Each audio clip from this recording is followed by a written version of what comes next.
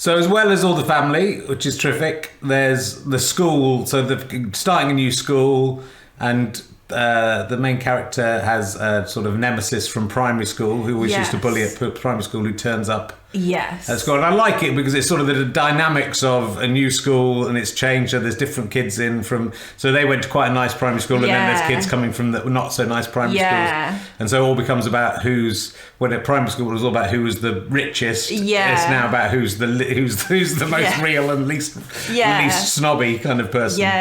Which is great. So there's all these ups and downs as the bully and the main character whose name I've just forgotten, Kate Crumble? Hope Crumble. How could I forget that? Hope Crumble. I thought it was just called Kate because you're called Kate.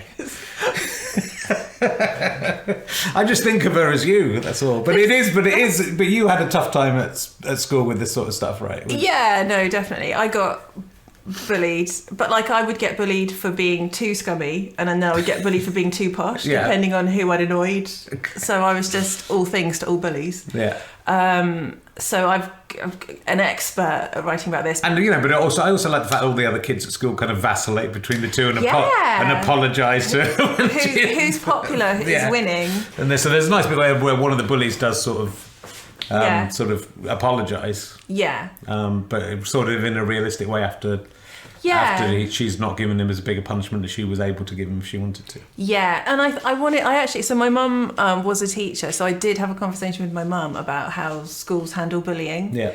Just to get like a really realistic, what happens when you get sent to the head of year's office. And my mum was quite hot on bullying at her school. Like that was something she felt very strongly about. So they had quite good. So I actually nicked/borrowed. That's research, isn't it? That's like what is realistic, and because if schools get it right, that really can help. If you can kind of turn the tide of like it's not acceptable to do this, and like that bit where the teacher lets her choose the punishment. That is so that the bully will be like, oh, she could have made it worse, and that she's all right, and it starts to heal the rift of like not escalation, and also giving her some power back. And I mean, it's like classic psychology.